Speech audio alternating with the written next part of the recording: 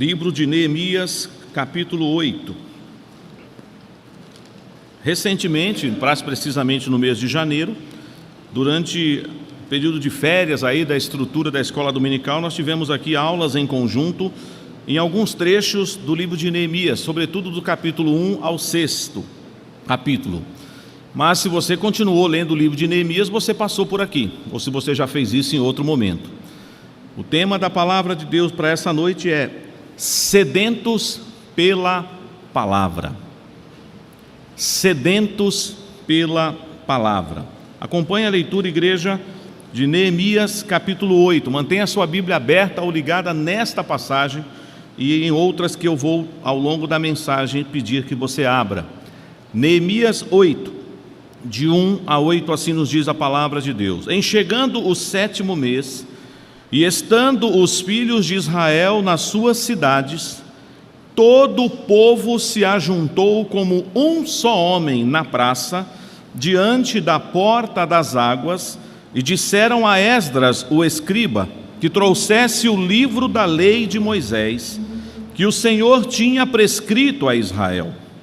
Esdras, o sacerdote, trouxe a lei perante a congregação, tanto de homens como de mulheres, e de todos os que eram capazes de entender o que ouviam.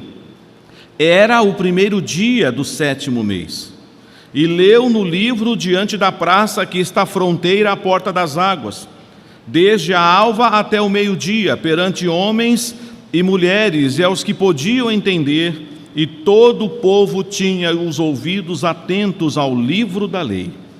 Esdras, o escriba, estava num púlpito de madeira que fizeram para aquele fim. Estavam em pé junto a ele, à sua direita, Matitias, Sema, Anaías, Urias e Uquias, Maazéias, e à sua esquerda Pedaías, Misael, Malquias, Azum, Asbadana, Zacarias e Mesulão. Esdras abriu o livro à vista de todo o povo, porque estava acima dele. Abrindo ele, todo o povo se pôs em pé. Esdras bendisse ao Senhor, o grande Deus, e todo o povo respondeu: Amém, Amém. E levantaram as mãos, inclinaram-se e adoraram o Senhor com o rosto em terra.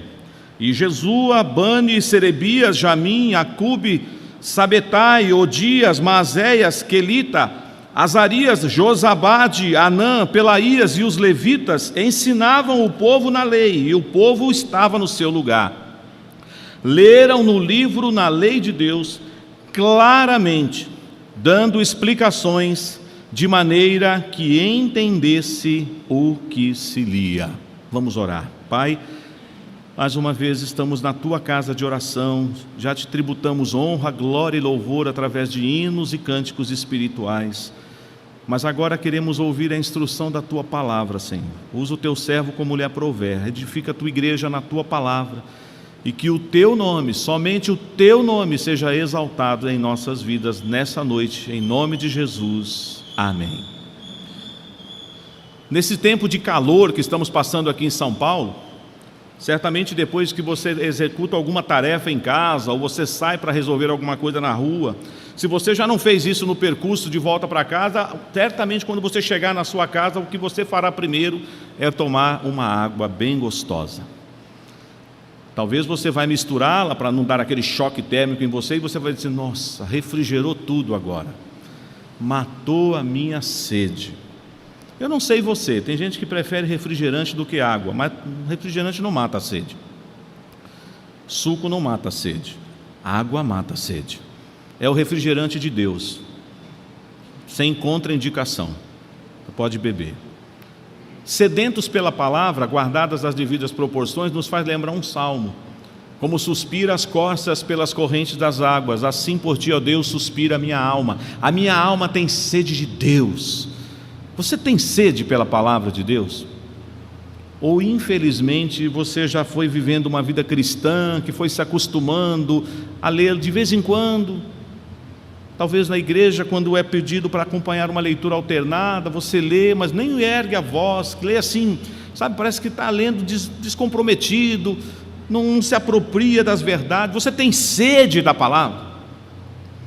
Nós vamos ver nessa noite, a partir da história deste povo, lá em Judá, um povo que errou muitas vezes, mas aqui nós temos um exemplo a ser seguido na vida desses irmãos, que após a reconstrução dos muros de Jerusalém, sob a liderança de Neemias, agora Deus fará uma outra reforma naquele povo, uma reforma espiritual.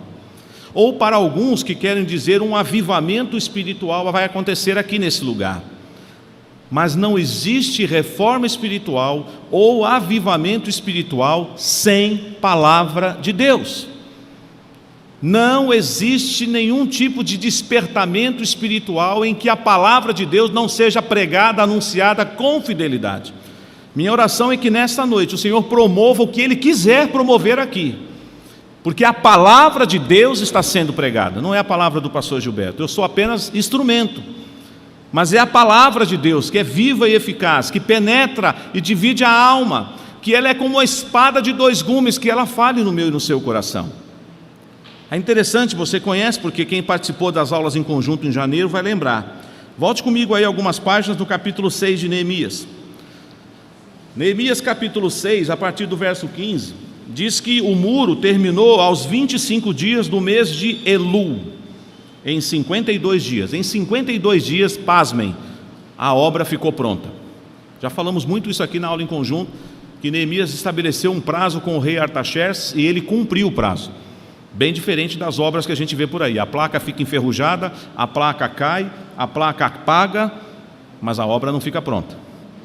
Neemias pediu licença do trabalho dele de copeiro do rei, foi para Judá, mobilizou o povo, oposição por dentro, oposição por fora, mas Deus deu êxito, porque a boa mão do Senhor estava com ele.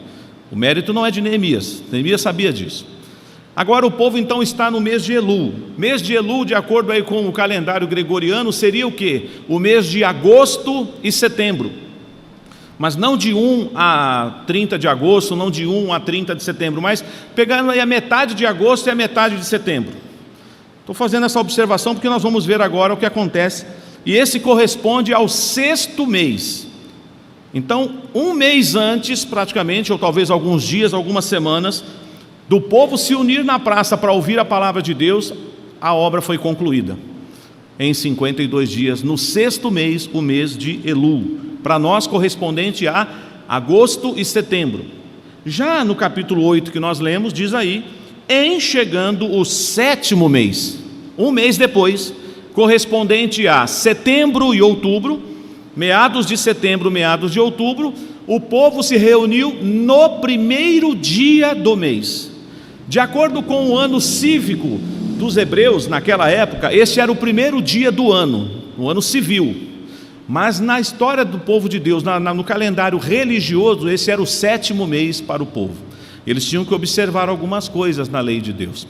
Nessa noite, irmãos, nós vamos aprender com esses irmãos lá do passado, que eles demonstram para nós algumas coisas lindas que quem está sedento pela palavra deve almejar ter na sua vida todo dia, não só aqui na igreja, não só durante o culto, ou na escola dominical, ou num grupo familiar, ou num estudo bíblico, ou numa palestra, mas todo dia da sua vida. Eu vou abrir meu coração aqui para vocês e alguns já vão conhecendo o pastor. Eu não consigo ficar de manhã sem tomar café. E o café tem que vir acompanhado de alguma coisa. Não é só uma xícara de café. Mas eu conheço pessoas que de manhã não comem nada. Tal do jejum intermitente. Tem gente que diz, não, vou comer lá para as 11 horas. Respeito, cada um tem sua dieta. Se eu tiver no propósito de jejuar, aí eu não vou tomar o café, obviamente. Mas normalmente eu tomo o meu café, o meu pãozinho, a minha torrada. Eu preciso, meu corpo necessita desse alimento. Perto da hora do almoço, certamente eu vou almoçar. E quando eu não almoço ou passo um pouquinho do horário do almoço, vem uma dorzinha de cabeça, porque eu estou precisando me alimentar. Meu corpo já acostumou. Lá para as 3, 4 horas da tarde, alguma coisa eu vou ter que colocar para dentro. Nem que seja uma fruta. Eu sei que às vezes não é a fruta que eu como, né? Eu deveria comer mais fruta. E à noite, que à noite alguns dizem que se pudéssemos abrir mão do jantar, eu ainda não consegui. Ou seja, vocês já perceberam que eu preciso me alimentar durante o dia várias vezes, porque o meu organismo pede. E espiritualmente? Você se alimenta durante o dia várias vezes? Você se apropria das verdades de Deus? Nós não temos mais desculpas, irmão, porque nós temos a Bíblia em várias formas e versões. Eu tenho um pendrive no meu carro que eu tenho a Bíblia em áudio. Eu ponho no método aleatório, eu venho para a igreja, vou para casa, nem sempre eu faço isso, mas quando eu quero fazer devocional em áudio, eu vou escutando a palavra de Deus.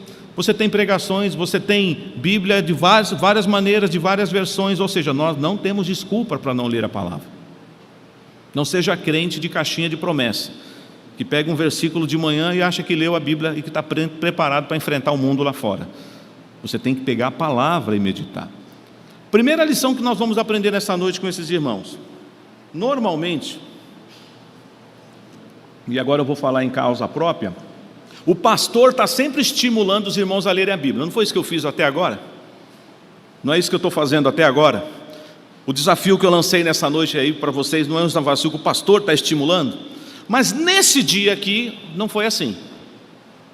Nesse dia não partiu da liderança a iniciativa de reunir o povo para ler a Bíblia. De quem partiu? Do povo. Queridos, talvez vocês digam, sonha pastor, sonha que esse dia talvez vai chegar. Isso é utópico, mas eu vou continuar sonhando. Já imaginou um dia o pastor chegar na igreja e a igreja falar para o pastor: pastor, prega! Pastor, eu quero ouvir a voz de Deus, prega a palavra, eu não tenho outra coisa para fazer nessa noite, eu quero ouvir a palavra. Já parou para pensar? O povo pediu. O texto diz para nós aqui, acompanhe comigo: no 7º mês, os filhos de Israel estavam nas suas cidades. A expressão todo o povo, irmãos, não vamos achar que era a totalidade das pessoas, mas grande número. Todo o povo se ajuntou como um só homem. A ideia do um só homem aqui é no mesmo propósito. Que propósito? Queremos ouvir a palavra. Interessante. O povo foi muito relapso até então, antes dali da reconstrução dos muros, demorou para reconstruir o templo. O povo foi tardio em muitas coisas, mas Deus está despertando esse povo. O povo então se ajunta como um só homem na praça diante da porta das águas, uma das portas que dava acesso ao templo. Por que chama a porta das águas? Ali passavam as águas que eram levadas para o templo, para o serviço do Senhor, para o trabalho dos sacerdotes. Alguns até chegam a fazer aqui uma aplicação a Cristo, porque Jesus diz lá em João: eu sou a porta. Mas Jesus também disse: eu sou a água viva. Então é interessante, esse local não é escolhido a ermo, eu creio que teve um propósito de ser nesse lugar. E agora vem aqui, meus irmãos, vamos colocar Esdras aqui, que é o sumo sacerdote, que é o sacerdote, melhor dizendo, que é escriba. Daqui a pouco a gente vai falar um pouquinho sobre ele, mas como o pastor Esdras é sacerdote. Mas aí o povo procurou o pastor, por isso que eu falei do meu sonho utópico aqui. O povo procurou o pastor e falou assim: traz o livro da lei. Está todo mundo reunido na praça. Traz o livro da lei de Moisés e lê para nós. Nós queremos ouvir a voz de Deus. Quando eu estou com sede, eu quero água. Ou quando eu estou com fome, eu quero comer. Mas se eu estou com sede de Deus, sede da palavra de Deus, eu não vou ficar dizendo: tá bom, chega, não quero mais. Eu vou dizer: mais Senhor, mais Senhor. E esse texto é muito rico nisso. Esdras então é procurado por alguns representantes do povo, pediram para ele trazer o livro da lei, e ele então traz o livro da lei de Moisés. Possivelmente vocês conhecem essa expressão, livro da lei, é o Pentateuco. Os 5 primeiros livros da Bíblia. Você pode ampliar um pouco mais, pensando que é todo o Antigo Testamento, mas para um judeu, ele vai considerar a Torá, lei, os 5 primeiros livros da Bíblia. E aí você observa que ele fala: traz o livro da lei, que o Senhor prescreveu a Israel. E aí que Esdras fez? Ele trouxe a lei perante a congregação. E quem estava ali compondo aquela congregação naquele dia? Homens, mulheres e todos que eram capazes de entender. Mais à frente você vai ver que tem criança também nessa solenidade. Parece um culto, não parece? Parece uma reunião como a nossa. As pessoas estão juntos, no mesmo lugar, com o mesmo objetivo, no mesmo propósito. Queremos ouvir a palavra de Deus. Aí vem de novo a informação no final do verso 2. Era o primeiro dia do 7º mês. E aí o verso 3 nos diz: e leu no livro, diante da praça que está à fronteira à porta das águas. Vamos ver agora quanto tempo durou o culto, hein? Desde a alva até ao meio-dia. Que hora que a gente pode colocar aqui para a alva? 6 horas da manhã? Combinado? Das 6 horas da manhã ao meio-dia, é pouco tempo para você, para a gente ler a Bíblia? Para a gente ouvir a pregação da Bíblia? 40%, 40 minutos já está de bom tamanho, né, pastor? 40 minutos, 50 minutos, 1 hora, mas 6 horas? Olha, tem que ter muita fé, hein? E aí, se você estivesse lá, naquele dia, procura o Esdras e diz: traz a Bíblia, traz a palavra, traz o livro da lei de Moisés. E eles começaram a ler, desde a alva até o meio-dia, perante homens e mulheres e todos que podiam entender, e todos estavam atentos. Olha o que diz aqui o finalzinho do verso 3: e todo o povo tinha os ouvidos atentos ao livro da lei. Pergunta retórica, mas eu preciso fazer: seus ouvidos estão atentos nessa noite? Ou você está pensando em alguma outra coisa agora enquanto Deus está falando com você nessa noite? Você consegue fazer um exercício mental agora e dizer: eu não vou ficar pensando nisso, isso é problema para eu resolver depois, agora eu quero ouvir a voz de Deus.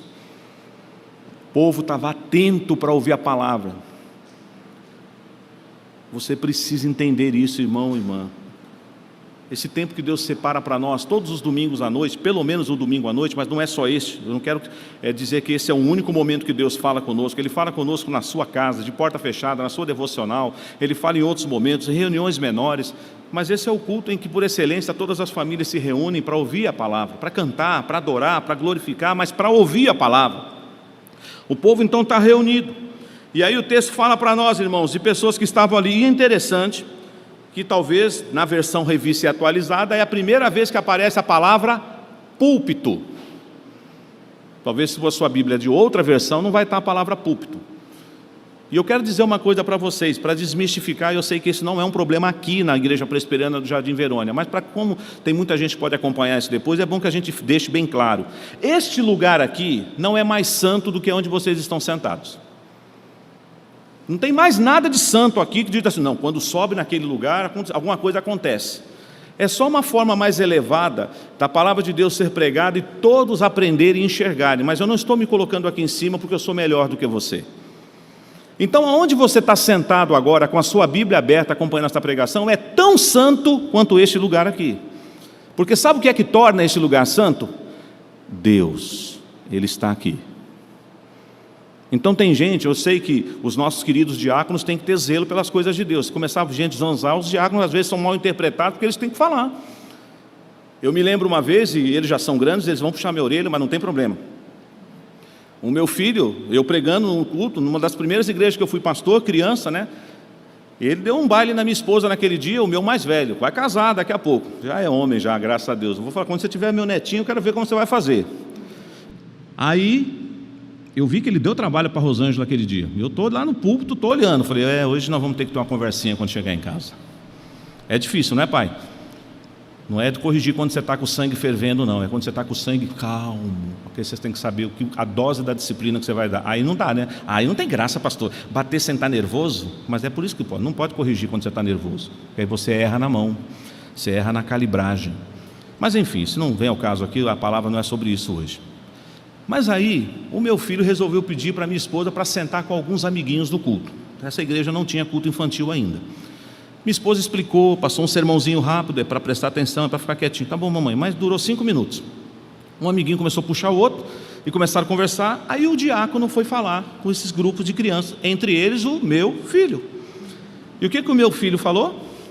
O meu pai é o pastor da igreja. Aí o diácono, com muito carinho, falou assim: Samuel, eu sei que o seu pai é o pastor da igreja, mas mesmo assim você tem que ficar quietinho. E esse querido diácono me procurou: pastor, talvez o Samuel vai reclamar quando chegar em casa, mas eu precisei chamar a atenção dele no culto. Eu falei: não, você está certo. Se ele fez alguma coisa que não devia, não tem imunidade porque é filho de pastor, de oficial, é crente. E o diácono pediu para fazer silêncio, é para fazer silêncio. Ah, mas o meu pai não vai gostar. Por que seu pai não vai gostar? Seu pai tem que agradecer. O diácono sabe até onde ele pode ir. Ele não vai disciplinar o filho de ninguém, mas ele precisa pôr ordem nas coisas do Senhor. Às vezes uma criança começa a pular aqui, mexer nos instrumentos. Não é porque aqui é mais santo do que aí que tem que tirar as crianças do púlpito. Não é isso, gente. É porque as coisas do Senhor devem ser conservadas. é com ordem e decência. Mas vocês percebem, eu estou falando isso porque às vezes a gente santifica lugar que não precisa santificar. Toda a nossa vida tem que ser santificada. Mas Esdras colocou-se diante de um púlpito de madeira para ficar um pouco mais elevado, para que a palavra de Deus fosse lida e a plenos pulmões todos escutassem. Havia algumas pessoas acompanhando a ele ali, à direita, à esquerda, esses nomes aí que você pode escolher um desses para colocar no seu filho ou na sua filha, né? A maioria aqui é tudo nome de homem, então é só homem mesmo. Enfim, e Esdras abre o livro da lei diante de todos, diz o texto no verso 5. E neste momento aconteceu algo que não é normativo, então não fiquem preocupados porque o pastor não pediu para fazer isso. E eu respeito os pregadores que pedem para fazer isso. Tem pastor que quando vai ler a mensagem da Bíblia para pregar, o que ele pede para a igreja fazer? Vamos ficar de pé para ouvir a palavra de Deus? Já ouviram? Já foi em alguma igreja assim? Já aconteceu isso aqui?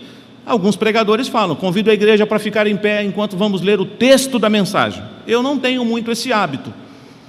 Então não é uma norma, tem que fazer, como se fosse um mandamento. Mas é uma prática saudável, quem tem o hábito de fazer, que o faça.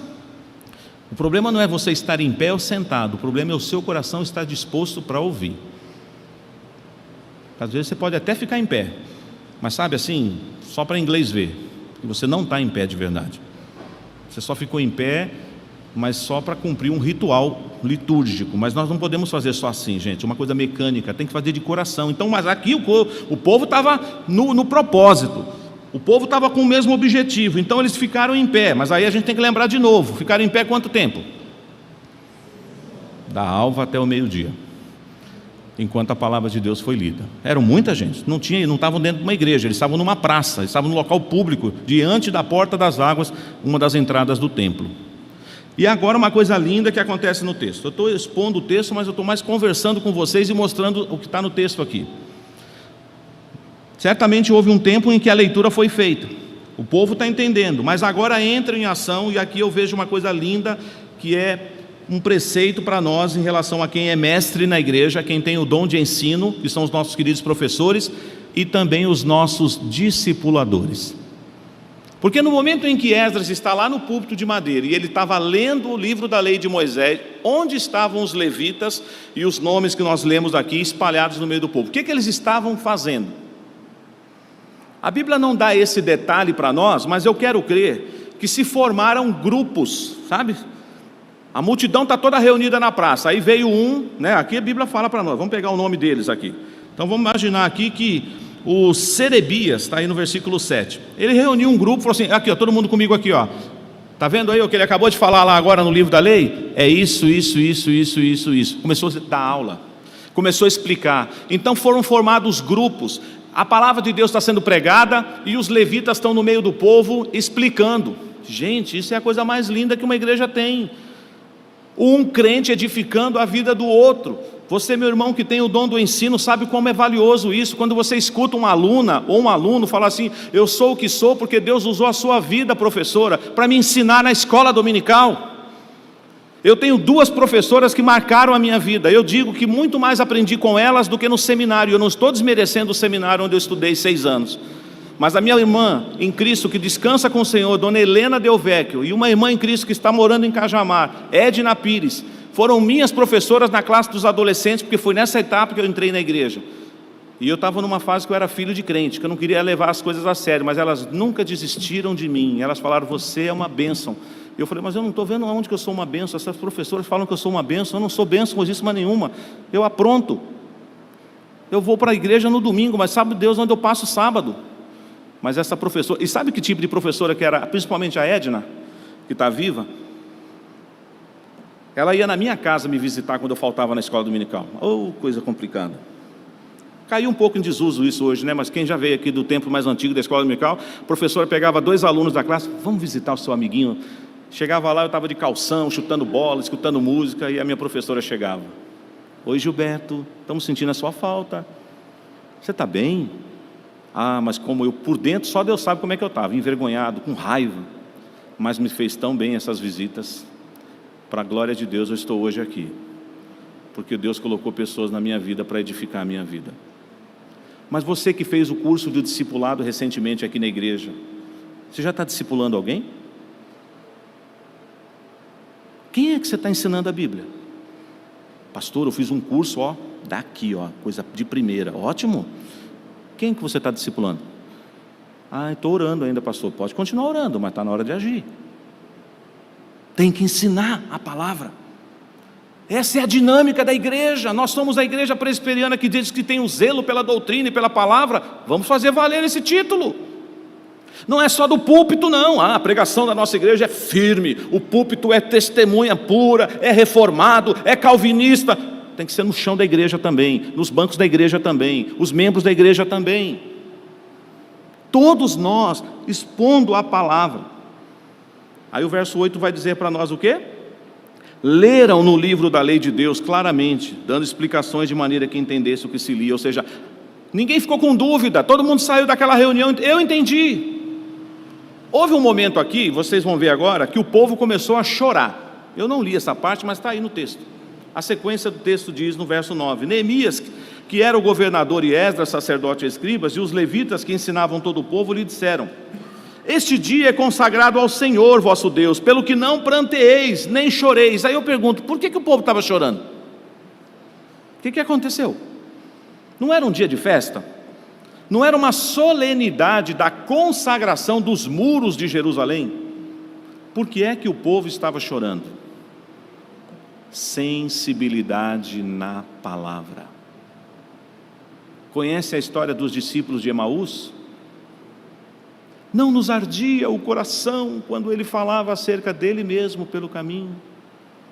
Eu não quero que você chore, eu não tenho poder para isso. Aliás, os comunicadores, se quiserem provocar choro em coletividade, eles têm técnicas para fazer isso. Eu não quero nunca aprender isso, porque eu sei um Deus que, se quiser fazer você chorar, Ele faz você chorar. É Ele quem faz isso, eu não. Mas você já chorou lendo a palavra? Ou você é seca, não derrama uma lágrima, não sente nada? O que tem de interessante aqui, pastor? Interessante essa história, bonita, só isso. Se você tem o temor de Deus na sua vida, você sabe que nós não estamos lendo qualquer livro. Nessa noite, mais uma vez, está sendo pregado aqui a história do livro dos livros, a revelação de Deus para nós. Deus falou de muitas maneiras aos nossos pais pelos profetas, mas hoje Ele nos fala pelo Filho, o Verbo de Deus. Então o povo chora, porque todo o povo estava ouvindo as palavras da lei. Eles estavam ouvindo as palavras, os levitas estavam explicando, e eles começaram a chorar, quebrantados pela palavra. E é claro que os líderes falaram: hoje é dia de vamos fazer comida, vai ter festa, vai ter banquete. O povo até obedeceu. Versículo 12 diz aí: então todo o povo se foi a comer, a beber e a enviar porções e a regozijar-se grandemente, porque tinham entendido as palavras que lhes foram explicadas. Sedentos pela palavra. Agora a pergunta: ouvir é uma coisa, e praticar? É bem diferente. Por isso que Tiago fala lá, que devemos o quê? Praticar, não ser apenas ouvintes. Tem gente que só escuta, coisa boa, mas não pratica, está só guardando, colecionando mensagem no coração. Pastor, tenho tudo anotado, eu sei, eu gosto disso. Louvado seja Deus pelos irmãos e irmãs que anotam, porque é uma maneira que você tem de aprender. Tem gente que aprende anotando, escrevendo, registra, amém. Mas agora que você escreveu, pratique. Será que eles praticaram? O que vocês acham? Graças a Deus eles praticaram. A gente já está terminando. Vamos ver a sequência do texto? No dia seguinte, verso 13: ajuntaram-se a Esdras o escriba, os cabeças das famílias de todo o povo. Dessa vez vieram os líderes, os sacerdotes e os levitas, e isto para atentarem nas palavras da lei. Que palavra da lei? A que eles escutaram no dia anterior. Deus falou com o povo, Deus confrontou o povo. Aí eles vão agora e acham escrito no livro da lei, verso 14, que o Senhor ordenara por intermédio de Moisés que os filhos de Israel habitassem em cabanas durante a festa do 7º mês. Eles estavam lembrando uma coisa que eles não estavam fazendo. Eles não estavam guardando a festa dos tabernáculos. E o que eles decidiram fazer então a partir daquele momento? Vamos guardar a festa dos tabernáculos. Todos eles passaram uma semana morando em cabanas, porque essa era para lembrar a peregrinação do povo no deserto. Percebam, A palavra foi lida, a palavra foi explicada, e o coração daqueles homens agora estão quebrantados, convencidos pela palavra que eles precisam mudar alguma coisa, e eles observam na palavra que eles não estavam guardando uma festa. Mas não para aí. Vamos virar a sua página aí, se você estiver na mesma versão que eu, vamos lá para o capítulo 9. No mesmo mês, ou seja, no 7º mês, passaram alguns dias, verso 1. No dia 24 deste mês, se ajuntaram os filhos de Israel. De novo, agora é todo mundo, o povo de novo. Só que agora com outros objetivos no coração. Eles vão agora com jejum e pano de saco. Total quebrantamento. Talvez nós não entendamos na nossa linguagem ocidental o que é jejum com pano de saco e cinza. Todo mundo gosta, eu também confesso a vocês que eu procuro dar o melhor para Deus na roupa. Não estou mandando ninguém aqui gastar, fazer dívida no shopping, em loja de roupa não. Mas quando você vem para a igreja, a gente gosta de se vestir bem, não é verdade? A gente fala assim, eu não vou de qualquer jeito na igreja, afinal de contas estou indo cultuar o meu Deus. Mas tem gente que vem assim, parece um casamento, não é verdade? Você fala assim, nossa Senhor, estou chique, estou bonito. O importante é você estar cheirosinho, limpinho, não tem problema. A roupa não é um detalhe. Tem gente que fica preocupada, tem que ser de gravata, pastor? Não tem que ser de gravata, não precisa gastar dinheiro com isso. Mas já imaginou se nessa noite todos nós estivéssemos aqui com roupa de pano de saco? E aí, não pastor, aí não dá, né pastor? Vou sair de casa, o que as pessoas na rua vão falar? O que é isso? Mendigo? Morador de rua? Pano de saco. E chega aqui e coloca o rosto na terra, e se não tivesse esse piso, fosse de terra, você jogava a terra em cima da sua cabeça, em estado de humilhação. É nesse contexto que eles chegaram, no dia 24 daquele mês, depois de tudo que eles já viveram. E o que eles fizeram nesse dia? Verso 2: os da linhagem de Israel se apartaram de todos os estranhos, puseram-se em pé e fizeram confissão dos seus pecados e das iniquidades de seus pais. Agora a palavra levou aquele povo a fazer o quê? Confessar pecado. A palavra faz isso com você? A palavra, quando ela te confronta, quando a palavra, às vezes a gente não gosta, a gente fala assim, nossa pastor, pegou pesado, hein? Eu falo, eu não peguei pesado não, eu sou servo. Pode ter certeza de uma coisa, irmãos, muitas vezes quando Deus me levanta para pregar palavras duras, eu saio daqui arrasado. E vou falar uma coisa para vocês, a minha segunda-feira não é boa, porque o inimigo fica furioso. Orem pelo pastor de vocês, orem pelos pregadores dessa igreja, porque ele fala assim, eu vou te derrubar, eu vou cirandar na sua vida. E isso é sério, isso não é para comover você não, isso é verdade de Deus. Eles confessaram, porque eles foram confrontados na palavra. Mas mais uma vez, verso 3, levantando-se no seu lugar, leram no livro da lei 1/4 parte do dia. Se você quiser pesquisar isso na internet, você vai descobrir. 1/4 parte do dia de 24 horas são 6 horas. Eles leram a Bíblia 6 horas. Isso te faz lembrar alguma coisa que aconteceu lá no dia 1º? Da alva até o meio-dia. 6 horas de novo lendo a Bíblia. E nas próximas 6 horas, o que eles fizeram? Vamos ver o que o texto diz? 1/4 parte do dia, e na outra 4ª parte deles fizeram confissão e adoraram o Senhor, seu Deus. Tem um amigo meu, nosso irmão Armando o conhece, reverendo Henrique Machado, está em Moçambique. Até o ano passado ele estava comigo lá na Lapa, e ele voltou para Moçambique. Agora ele já acostumou, mas quando ele chegou em Moçambique em 2019, ele pregou num culto 1 hora. Aí os irmãos da África falaram assim, o senhor está passando mal, pastor? Por quê?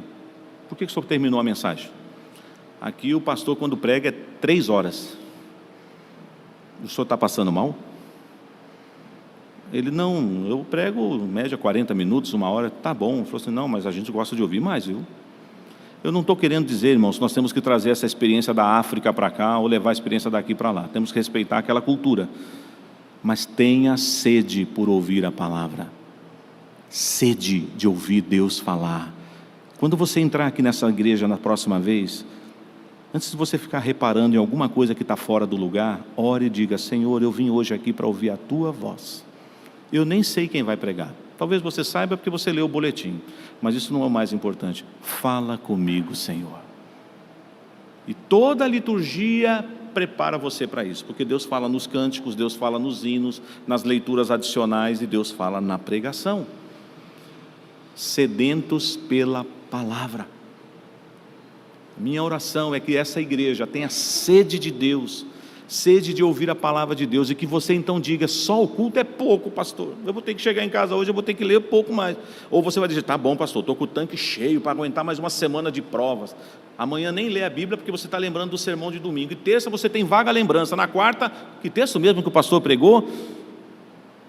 E aí você já está começando a entrar no tanque reserva. Todo dia eu não consigo ficar sem tomar café. Eu almoço e como bem, faço um lanchinho no meio da tarde e janto. Estou tentando parar de jantar, mas está difícil. E você, hein? Está com sede da palavra? Está com fome do pão vivo que desceu do céu? Muitas lutas que eu e você enfrentamos, e muitas vezes nós tomamos alguns tombos por aí, é porque nós estamos fracos, anêmicos, apáticos, porque não estamos nos alimentando do pão vivo que desceu do céu. A ceia, que tem essa simbologia do pão e do cálice, é para lembrar que o Senhor Jesus mesmo disse: a minha carne é verdadeira comida, o meu sangue é verdadeira bebida. Todo aquele, pois, que ouve as minhas palavras e as pratica é comparado ao homem prudente, que edifica a casa sobre a rocha. Vão soprar os ventos, que nem essa chuva forte que tem caído em São Paulo nos últimos dias, mas a casa não cai. Por que ela não cai? Porque ela está edificada na rocha.